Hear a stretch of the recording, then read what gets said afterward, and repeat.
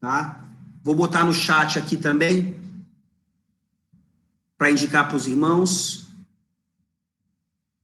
a família guiada pela fé. De Vouri Bockham é o autor.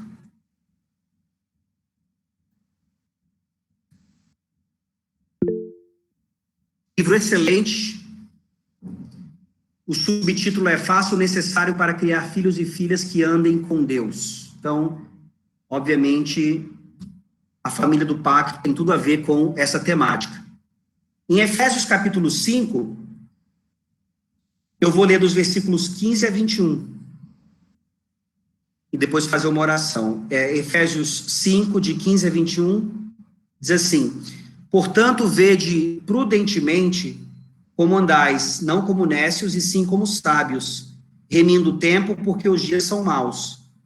Por esta razão, não vos torneis insensatos, mas procurai compreender qual a vontade do Senhor, e não vos embriagueis com vinho, no qual há dissolução, mas enchei-vos do Espírito, falando entre vós com salmos, entoando e louvando de coração ao Senhor com hinos e cânticos espirituais, dando sempre graças por tudo a nosso Deus e Pai, em nome de nosso Senhor Jesus Cristo, sujeitando-vos uns aos outros no temor de Cristo. Amém. Vamos orar? Senhor bendito, Deus do pacto, Deus da família, da aliança, nós te louvamos por esse momento em que a igreja se reúne, ó Deus, mesmo que pela internet, para orar junta e para ouvir a tua palavra por meio desse estudo. Tem de misericórdia de nós, ó Deus. Se tem uma luta, uma batalha que precisamos vencer, é a luta pela nossa família, pela família do pacto. E nós sabemos como Satanás tem investido contra essa estrutura, pois ela é a estrutura fundamental. Se a família é destruída, tudo mais o é. Mas nós confiamos que aquele que é por nós é maior do que aquele que está no mundo. E por isso não precisamos temer. Mas temos que fazer a nossa parte, ó Deus. E muitas vezes temos falhado. E nossos casamentos têm sofrido, e nossos filhos também. Ó Senhor, traga o avivamento na tua igreja, por meio da restauração da tua família, que na verdade é um reflexo da restauração da tua palavra, do culto solene, de tudo aquilo que nós já vimos várias vezes na história, principalmente ali no momento da Reforma Protestante. Ó Senhor, faz isso hoje, no século 21, no nosso Brasil. Nós te clamamos assim, em nome de Jesus Cristo. Amém. Então, talvez você pergunte assim, né, de Efésios 5, o que isso tem a ver com família? Não ia falar sobre família? O que isso tem a ver com família? E se você continuar lendo o texto, você vai perceber que tem tudo a ver. Porque Paulo, ele falou sobre não nos embriagarmos com vinho, mas encher-nos do Espírito, e isso pode parecer algo muito abstrato, genérico. O que significa ser pleno do Espírito? Parece uma coisa muito fora do nosso alcance. E aí Paulo mostra, não, existem coisas concretas que demonstram o que é estar pleno do Espírito. E ele, no versículo 21, faz a ponte com o que vem em seguida, sujeitando-vos uns aos outros no temor de Cristo. Então, estar pleno do Espírito é estar em sujeição uns aos outros no temor de Cristo. E onde isso se dá? No matrimônio, marido e mulher, na relação de pais e filhos, e ele vai além, ele fala sobre senhores e servos. Ou seja, ele pega toda a temática criacional de Deus, trabalho, família e, obviamente, o lado espiritual, e ele mostra como estar pleno do Espírito significa, então, termos famílias bem ajustadas à luz das Escrituras, não à luz da sociologia, não à luz da pedagogia, não à luz daquilo que não vem das Escrituras, mas à luz daquilo que Deus manifesta em vários textos, principalmente aqui em Efésios. E aí, nesse sentido, eu queria perguntar aos irmãos, né, como é que estão seus filhos? Não conheço muito bem a igreja, mas talvez já tenham aí avós convivendo com netos na igreja. Né? Então, como é que vão os netos? Os seus filhos têm cuidado bem dos netos, dos filhos deles? E aí a gente vê, né, que a aliança, ela é formada por gerações.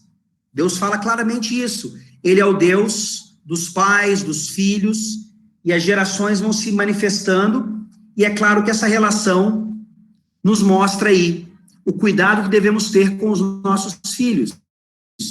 Agora, nós geralmente temos um cuidado com os nossos filhos no que diz respeito ao aspecto físico. Né? Seus filhos, por exemplo, estão bem protegidos aí do coronavírus? Não sei como é que está aí a infestação no interior da Bahia, mas certamente chegou aí também. Então, é nosso dever cuidar da saúde dos nossos filhos. Mas, às vezes, nós nos preocupamos só com isso, ou demasiadamente com isso, e nos esquecemos da vida espiritual deles. Ou não nos preocupamos adequadamente com a vida espiritual. Então, nos preocupamos com escola, com saúde, com bem-estar, com sustento, mas a vida espiritual, ela parece ficar escanteada. E aí eu queria começar com uma estatística que não é simplesmente para nos amedrontar, mas só para nos deixar alertas sobre isso. E essa estatística, ela vem dos Estados Unidos, tá? Afinal de contas, o autor é americano, mas eu não acho que seja muito diferente aqui no Brasil, não. Apesar de uma diferença importante no contexto, que eu vou explicar, o autor do livro nos diz que de 70% a 88% dos jovens cristãos deixam a igreja quando eles estão na faculdade. De 70% a quase 90% dos jovens cristãos deixam a fé cristã ou a igreja quando eles estão na faculdade.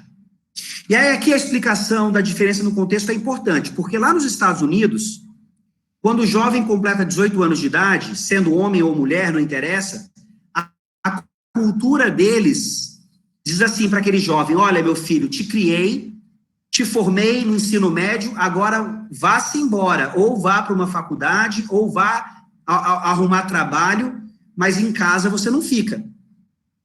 Tá? Aqui no Brasil, isso pode até acontecer em alguns casos, mas geralmente os nossos filhos ficam em casa, mesmo em faculdade, quando se formam, arrumam um trabalho, aí sim se mudam, mas geralmente só quando se casam. Tá? Então você pode pensar assim, por causa disso, então, os jovens lá americanos, eles têm uma tendência maior de abandonar a fé, porque eles saem logo cedo de casa. Mas nós vemos aqui no Brasil que não é o fato deles permanecerem debaixo do nosso teto que os impede de sair da igreja ou de deixar a fé. É exatamente a ausência desse cuidado espiritual dos nossos filhos que lá na frente, infelizmente, vai trazer essas consequências. Eu queria citar aqui, fazer a primeira citação do livro, mostrando o porquê disso. Prestem atenção aí. Um grupo aqui de pesquisa, analisando a situação da igreja, chegou à seguinte conclusão: quando se trata da formação de vida dos jovens, sob o ponto de vista sociológico, uma característica se destaca: as comunidades de fé conseguem um pequeno lugar ao fundo, por um período muito limitado de tempo. Em sua estrutura, o quadro de formação da juventude é dominado por atores mais poderosos e chamativos. Dessa forma, a maioria dos adolescentes conhece detalhes sobre personagens de televisão e popstars, porém muitos são bem vagos quanto a Moisés e Jesus. Então, em outras palavras, o que essa pesquisa aqui está dizendo? Que as comunidades de fé, ou seja, a igreja, ela consegue um pequeno lugar ao fundo. Nós não somos a prioridade na vida dos nossos filhos. Basta você ver a semana dos nossos filhos. Quanto tempo eles passam com aspectos da Bíblia, aspectos da teologia, aspectos da igreja, e quanto tempo eles passam com outros aspectos. Não, isso não significa isolarmos os nossos filhos do mundo. Isso não significa nós arrumarmos as nossas coisas e fugirmos para a montanha e estabelecermos uma comunidade cristã fechada ali. Não. Jesus ora na oração sacerdotal que nós não deveríamos ser tirados do mundo, mas protegidos do mundo. Então, os nossos filhos vão conviver no mundo, eles precisam ser treinados nesse sentido, mas o problema é que eles conhecem mais do mundo do que do pacto. E aqui, nós precisamos lembrar, então, que apesar das promessas do pacto serem para os nossos filhos também, essa é uma razão pela qual nós batizamos os nossos filhos enquanto infantes. Não é por mera tradição presbiteriana, obviamente não tem nada a ver com o que acontece no catolicismo romano, mas é porque da mesma forma que a criança na velha aliança, na antiga aliança, recebia o sinal do pacto na circuncisão, agora as crianças do pacto na nova aliança, tanto os meninos quanto as meninas recebem o sinal do batismo.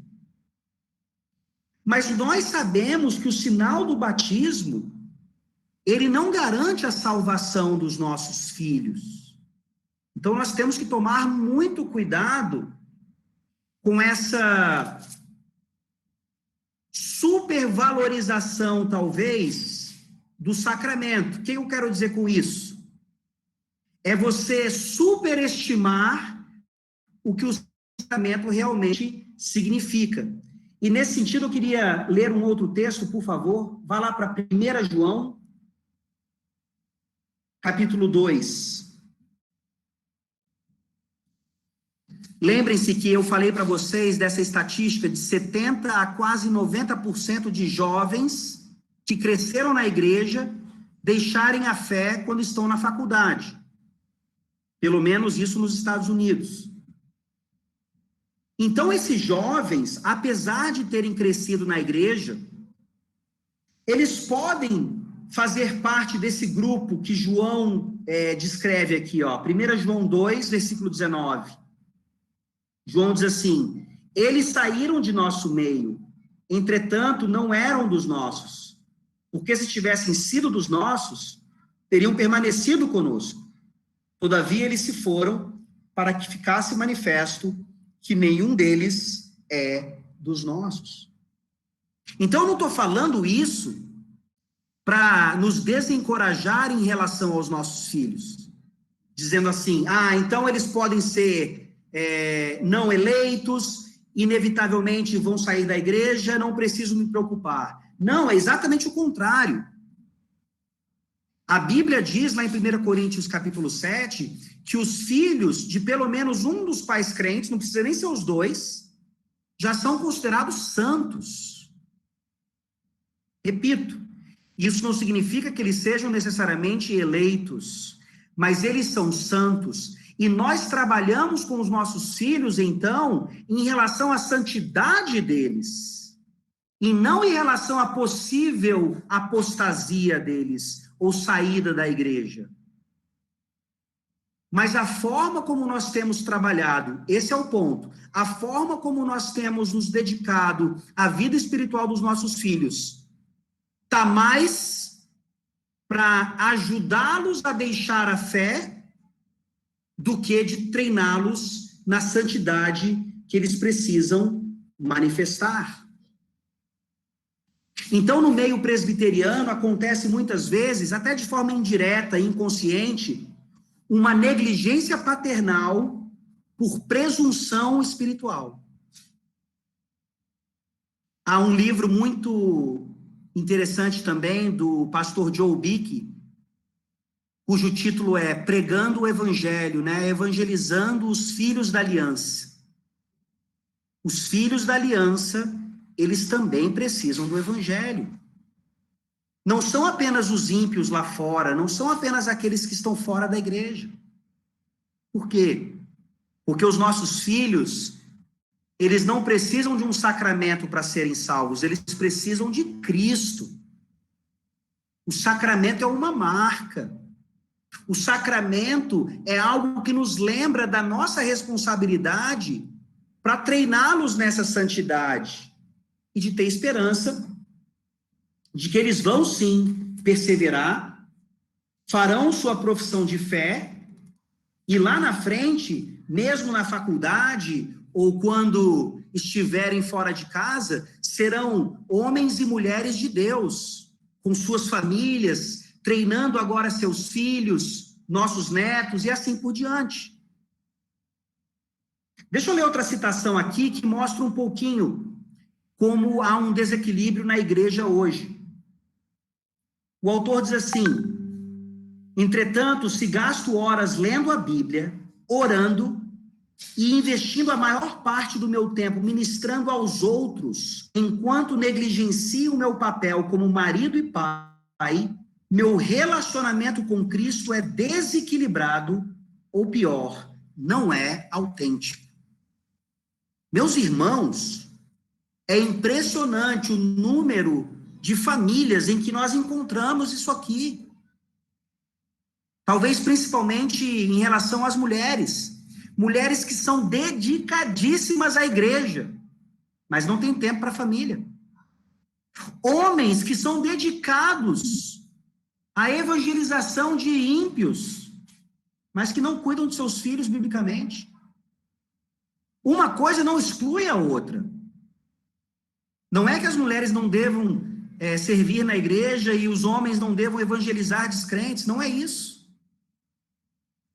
Mas tem acontecido isso em detrimento da prioridade, que é o lar, que é o matrimônio, que são os filhos.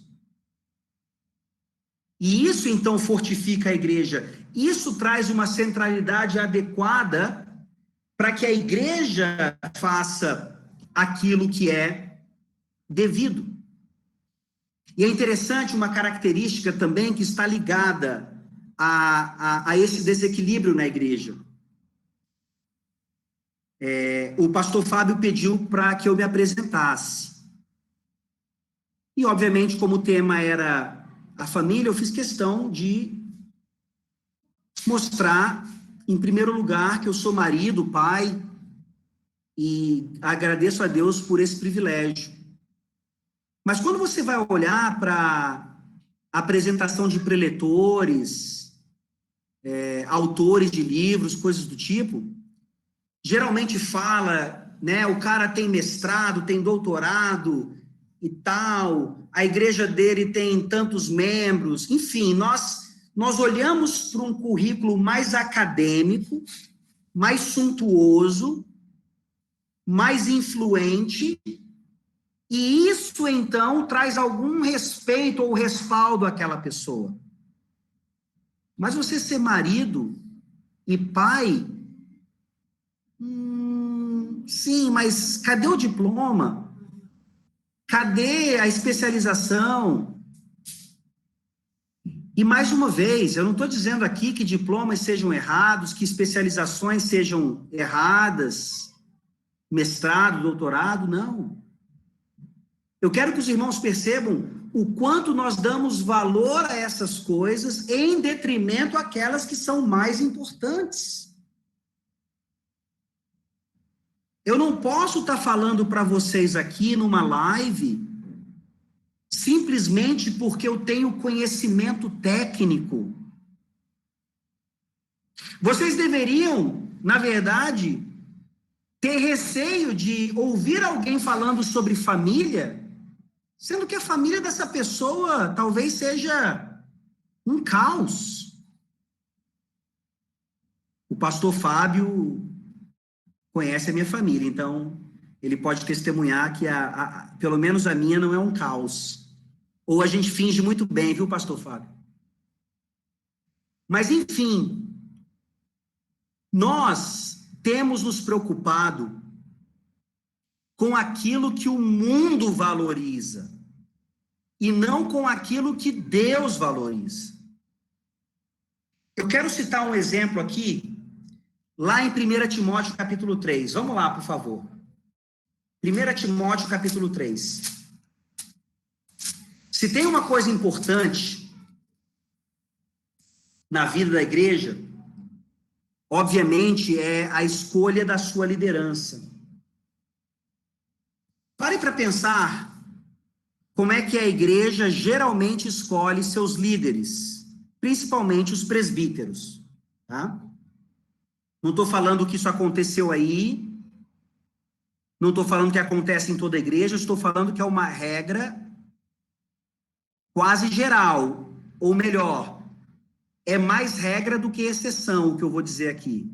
Os presbíteros, eles geralmente são escolhidos pela sua formação profissional, pela sua capacidade financeira, pelo status que eles têm na sociedade. Tanto é que os conselhos das igrejas muitas vezes parecem conselhos mais administrativos do que espirituais. Tá? E quando Paulo, lá em 1 Timóteo capítulo 3, ele vem nos ensinar a respeito da escolha de presbíteros, vamos ver aqui as características, por favor. 1 Timóteo 3, a partir do versículo 1. Fiel é a palavra. Se alguém aspira ao episcopado, excelente obra almeja. É necessário, portanto, que o bispo seja irrepreensível, esposo de uma só mulher, temperante, sóbrio, modesto, hospitaleiro, apto para ensinar, não dado ao vinho, não violento, porém cordato, inimigo de contendas, não avarento, e que governe bem a própria casa, criando os filhos sob disciplina, com todo o respeito. Pois se alguém não sabe governar a própria casa, como cuidará da igreja de Deus? Não seja neófito, para não suceder que se ensoberbeça e incorra na condenação do diabo. Pelo contrário, é necessário que ele tenha bom testemunho dos de fora, a fim de não cair no opróbrio e no laço do diabo. Estão vendo aí a lista?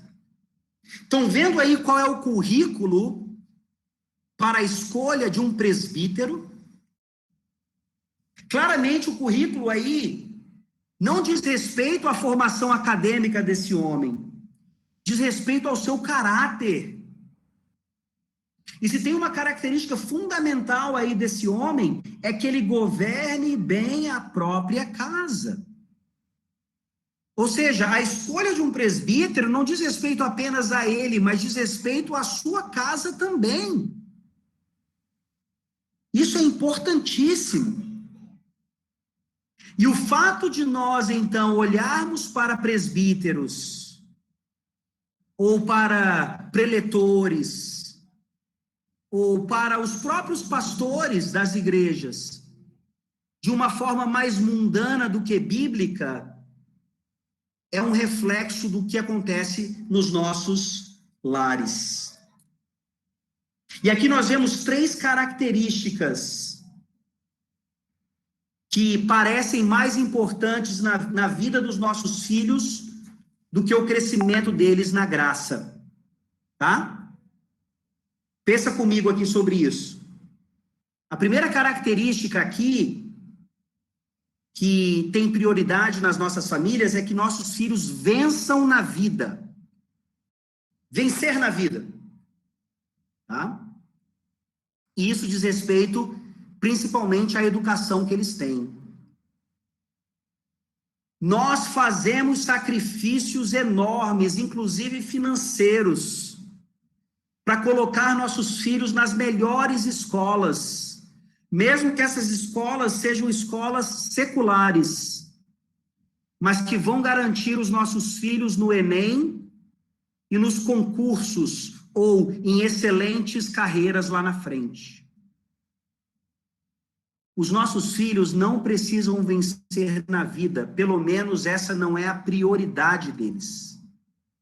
Os nossos filhos precisam primeiro crescer em graça, Pois do que adianta o homem ganhar o mundo inteiro e vier a perder a sua alma? Vejam, crescer em graça não significa que você não vai ter uma boa carreira, que você não deva fazer uma boa faculdade, coisas do tipo. O que eu estou colocando mais uma vez são as prioridades das nossas vidas. Nós muitas vezes não pensamos em matricular os nossos filhos numa escola em relação à espiritualidade daquela escola. Nós matriculamos os nossos filhos ali pensando nos resultados que aquela escola pode trazer aos nossos filhos. E isso volta para o que eu já disse antes. Eles vão passar mais tempo da vida deles com essa escola, sendo a principal formadora da vida deles, e quando a gente menos espera, eles deixam a igreja, porque a igreja, na verdade, é só um apêndice na vida deles. O pacto, na verdade, é só um apêndice na vida deles. Essa é a primeira característica, então, vencer na vida. A segunda é ser escalado. O que é isso? Aqui no Brasil, isso não é tão forte quanto nos Estados Unidos. Porque aqui, na verdade, o autor está falando de coisas extracurriculares. Ele está falando das atividades esportivas. Então, além de eu querer que o meu filho seja bem-sucedido na escola, na faculdade, tenha uma boa carreira, eu também quero que ele seja bem-sucedido nos esportes. Ele tem que ser um grande atleta. E para isso ele tem que gastar horas e horas e horas treinando, horas e horas e horas jogando. E se tem uma coisa que acontece lá, e isso tem acontecido mais e mais vezes no Brasil, pelo menos aqui no nosso contexto, é de pais que deixam de ir à igreja no dia do Senhor, porque o filho deles tem um jogo de futebol, tem uma partida de vôlei, tem um campeonato que eles não podem deixar de participar, porque senão não serão campeões. Olha a que nível nós chegamos. Nós somos capazes de perder o dia do Senhor, o culto ao Senhor, para dar aos nossos filhos aquilo que supostamente vai trazer benefícios a eles. Nós preferimos mostrar para eles o valor do troféu que passa, que é passageiro, do que a coroa da glória que nos está reservada. Então, mais uma vez, a questão aqui não é ser contra esportes ou que os nossos filhos não possam praticar essas coisas. Mais uma vez, é a questão da prioridade.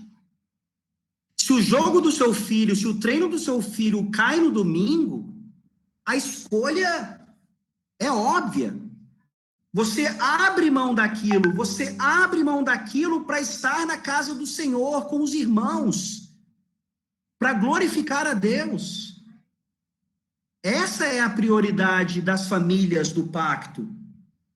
E muitas vezes Deus nos dá essas coisas para que nós façamos as escolhas mesmo. Para que nós deixemos os nossos ídolos.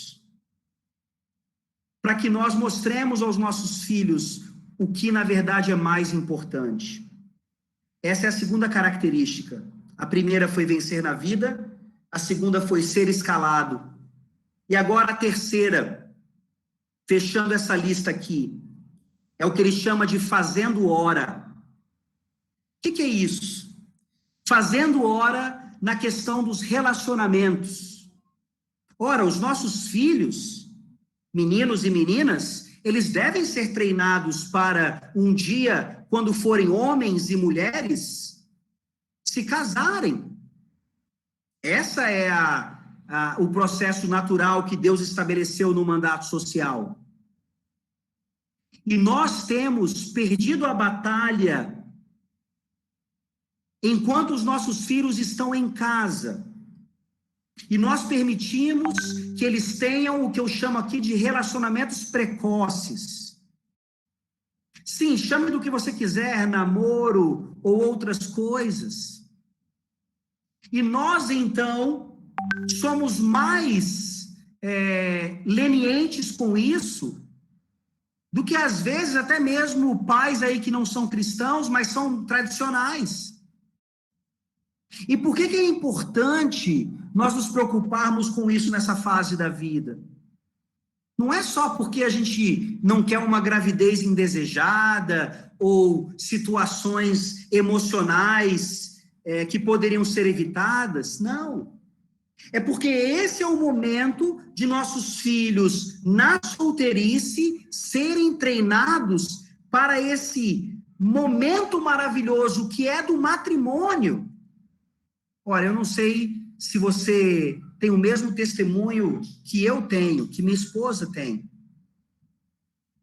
Eu e ela olhamos para o nosso relacionamento, para os relacionamentos da nossa juventude, da nossa época ali, e nós percebemos o quanto eles não eram bíblicos, infelizmente.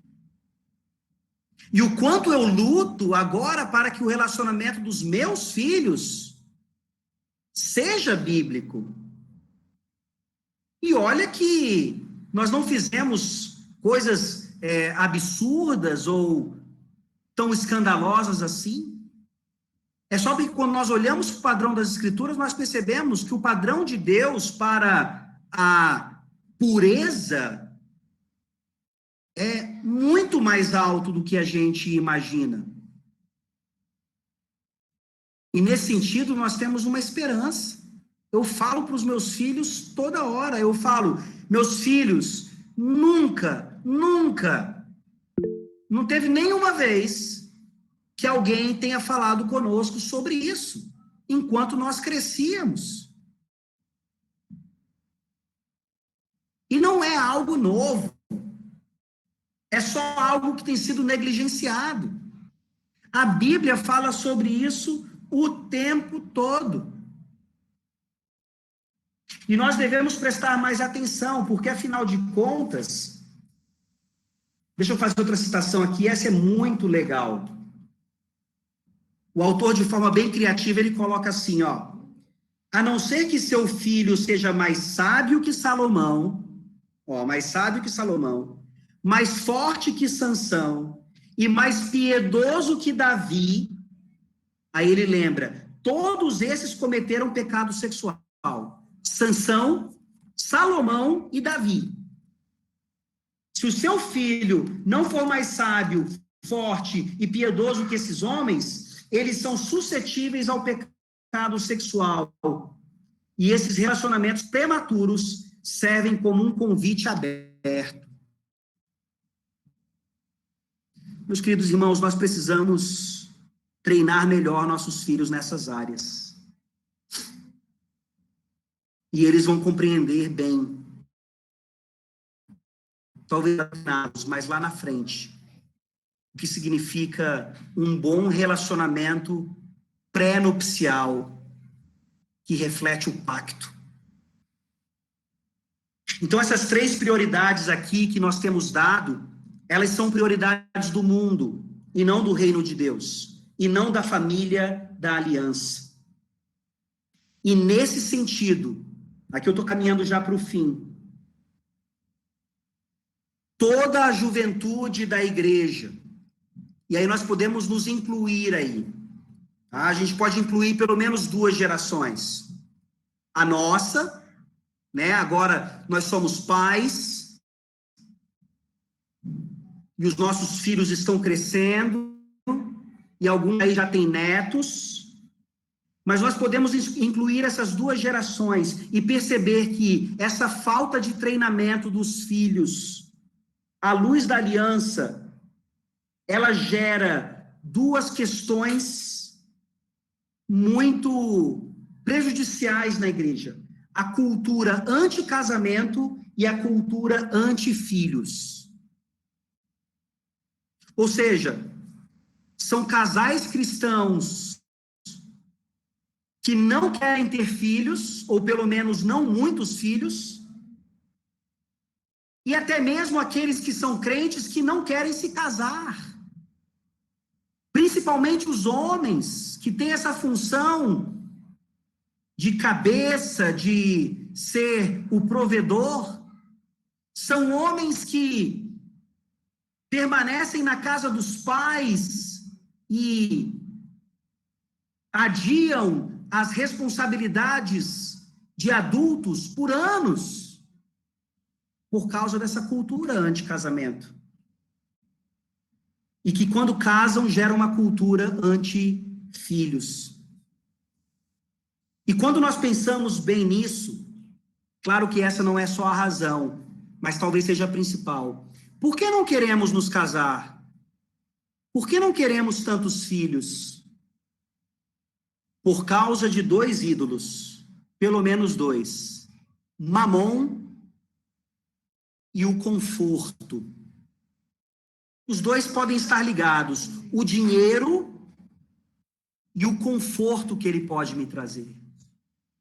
Sim, casar implica em responsabilidades financeiras, em falta de conforto, sem dúvida alguma. Ainda mais filhos. E eu li uma coisa interessantíssima um dia desses, não lembro onde, mas impactante. Nós somos contra o aborto, mas nós não somos contra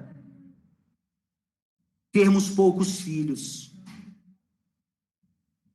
Nós não somos contra até mesmo pessoas que fazem uma esterilização, ou o homem ou a mulher, por uma razão não legítima e não bíblica. Não é impactante isso? Eu creio que as duas coisas estão ligadas, sim. Eu creio que é até um certo tipo de hipocrisia nós lutarmos contra o aborto sem lutarmos pela vida de mais e mais filhos da aliança nesse mundo. Eu não estou dizendo que a questão não é complexa, meus irmãos. Não estou falando aqui de maneira muito simplista, não. Sim, casar, ter filhos é uma questão de responsabilidade, não pode ser feito de qualquer jeito.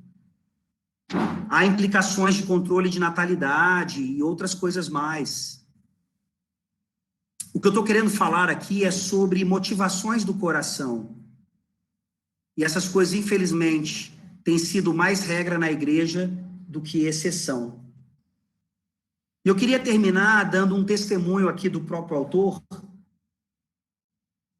que fala, né, quando ele está tratando desses assuntos, ele acaba dizendo que quando ele casou com a esposa, ele casou com aquela ideia, né? Ele até casou cedo, mas ele casou com aquela ideia de que eles não precisavam ter muitos filhos ou que isso seria um peso para eles.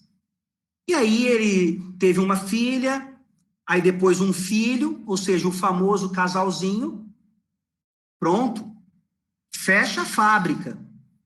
E aí a mulher do autor, a esposa, decidiu fazer a ligadura, né? Ligar as trompas. E ele diz isso com muita tristeza, porque depois ambos foram convencidos de que isso foi, pelo menos, precipitado, e eles mostram, então, como o que fez eles chegarem a essa atitude foi um pensamento completamente antibíblico, anti-filhos e anti-família, nada proveniente das promessas pactuais. E apesar dele dizer isso, né, ele hoje já está no 8º ou no 9º filho, não lembro direito agora. E aí você me pergunta como, né, se ela está ligada, se houve uma reversão ali. Não foi nada disso. Foi tudo por meio de adoção. Eles tiveram 2 filhos naturais e já adotaram pelo menos outros 6. E ele fala, não é só para compensar, não, ou só para aliviar a consciência, não. É porque agora eles entendem, por princípio bíblico, o quanto é uma bênção uma família cheia de filhos. Não estou dizendo que se sua família tiver poucos filhos, você não é abençoado. Não estou dizendo que toda família tem que ter muitos filhos sem pensar em responsabilidade financeira, não estou dizendo isso. Mais uma vez, eu estou tratando aqui da motivação do nosso coração. E esse estudo geralmente revela os nossos ídolos. Por isso, nunca é tarde para começar. Até para os vovôs aqui presentes. Nunca é tarde para começar. Por quê? Porque o evangelho é sempre de esperança, o evangelho é sempre de graça. Não é simplesmente para denunciar os nossos pecados ou desnudar os ídolos do nosso coração. É para nos dar esperança. É para que a partir de hoje, as famílias aí da igreja de Cabralha e de outros lugares que talvez estejam ouvindo, possam ser mais fiéis àquilo que Paulo falou aqui sobre o que é ser pleno do Espírito. Esposas e maridos, maridos e esposas, pais e filhos, filhos e pais. E nesse sentido, nós temos a esperança em Cristo Jesus, que morreu na cruz do Calvário por causa dos nossos pecados, mas ressuscitou o terceiro dia, justamente para dar esperança a todas as famílias do pacto. E quando você lê lá no final de Malaquias, e isso é repetido, se não me engano, no início do Evangelho de Lucas, Malaquias fala, né, que o Messias viria para fazer a reconciliação de pais e filhos, tornar os pais aos filhos e os filhos aos pais. Isso é uma figura de linguagem para mostrar exatamente isso, que o evangelho não apenas nos dá salvação, glória a Deus por isso, mas ele restaura as nossas famílias, ele restaura os nossos relacionamentos. Não há nada perdido na sua família que não possa ser recuperado por meio da graça de Deus. Essa era a minha mensagem para vocês hoje. Muito obrigado aí pela oportunidade e que Deus nos abençoe nessa luta aí pelas famílias do pacto. Obrigado, pastor Fábio. Bruno, muito obrigado. Deus abençoe, uma palavra abençoadora. Que Deus lhe bendiga, que o Senhor possa nos dar a graça de observarmos tudo que fomos ensinados. Como eu disse, irmão, tem uma pergunta aí, acho que é a Gislaine, né, que uma da congregação onde o Fábio Filho está pastoreando, e a questão da homossexualidade, tão enfatecido na sociedade hoje. Se você puder fazer algum comentário, alguma colocação aí. Tá. Deixa eu, antes de falar da Gislaine aqui, deixa eu ler essa citação aqui. Na época, todos enalteciam aquele homem, meu pai, que gastava mais do que a família possuía para seu filho ter todo o necessário para os estudos, inclusive viajando para longe. Com efeito, muitos irmãos bem mais ricos não se davam tal pena por seus filhos. Mas o mesmo pai não se preocupava de como eu cresceria em ti, ou quão casto seria, apenas que fosse cultivado, ou melhor, não cultivado pela tua lavoura, Deus, que és o único dono bom e verdadeiro de teu campo, o coração. A citação aqui de Agostinho, né?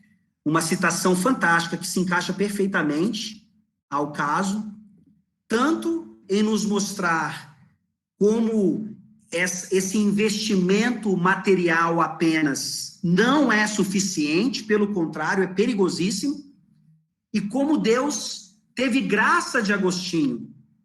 E apesar dessa criação mal feita, né? Ele usa poderosamente Agostinho como crente. Então, uma citação que nos dá esperança.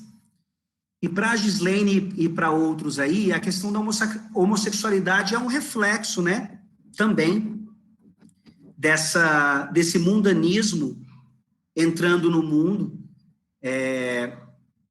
Não há dúvidas que a Bíblia, tanto na Antiga Aliança como na Nova Aliança, tratam a homossexualidade ou a prática homossexual, né, como um pecado terrível, uma quebra do 7º mandamento, não adulterarás, que é o mandamento mais ligado a questão da família. Não que os outros não sejam, mas o sétimo mandamento é o principal mandamento em relação a isso. E eu queria dizer que, da mesma forma que nós temos visto jovens não querendo se casar, ou quando casam, não querendo ter muitos filhos, nós vemos jovens na igreja cada vez mais enveredando por esses caminhos, né, da homossexualidade. Infelizmente. E nós, pais, temos que ser muito bíblicos nisso, né? Ao mesmo tempo que eu sempre digo, a cultura ou a sociedade acusa os cristãos de serem homofóbicos, mas, na verdade, os únicos que verdadeiramente podem amar os homossexuais a ponto de oferecer a eles o arrependimento em Cristo, ou seja, a salvação em Cristo, são os cristãos. Então, as nossas igrejas devem estar preparadíssimas para lidar com o homossexualismo, né? E Paulo diz lá em 1 Coríntios 6, falando para aquela igreja, muitos de vocês eram sodomitas, homossexuais, mas foram lavados, foram transformados, santificados. Então, existe a conversão, né? Existe a salvação desses pecados. Não é... Existe uma tendência hoje também, infelizmente, de se dizer que o homossexual pode ser um cristão desde que ele não pratique a homossexualidade. E esse é um tema complexo, mas que não demonstra o que a Bíblia diz. A Bíblia diz que, obviamente, alguém pode ter tentações nessa área, assim como em qualquer outra área, mas a pessoa, ela é ou homem ou mulher. Ela não é homossexual.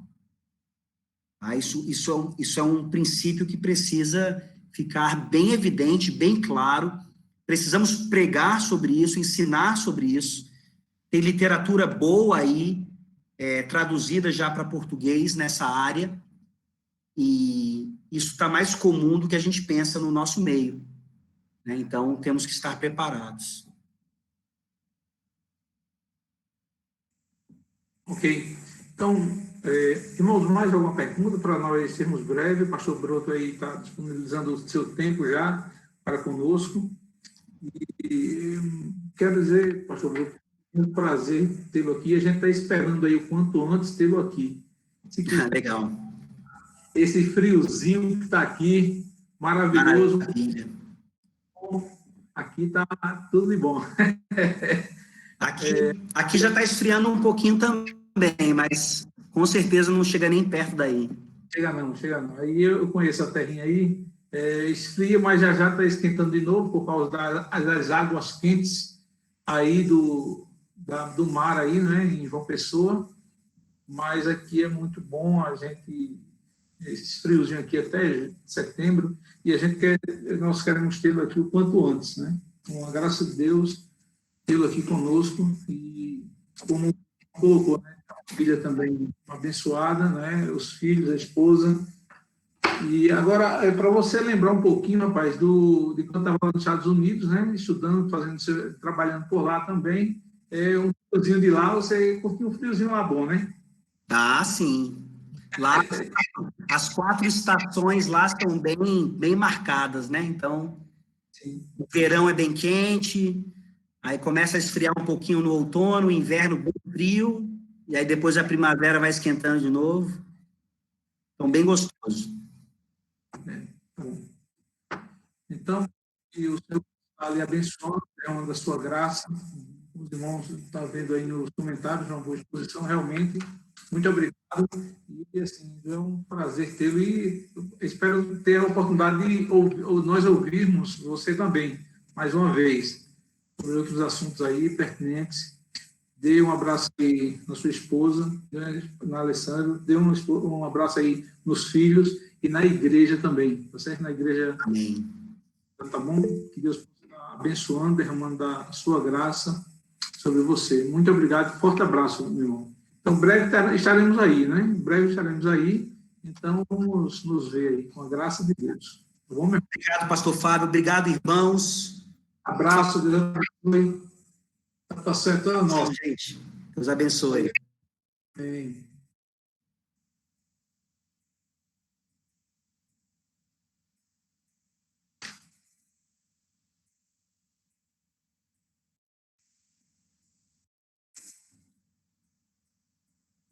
Ok. Não sei se o pastor Bruno está aí ainda. Então, irmãos,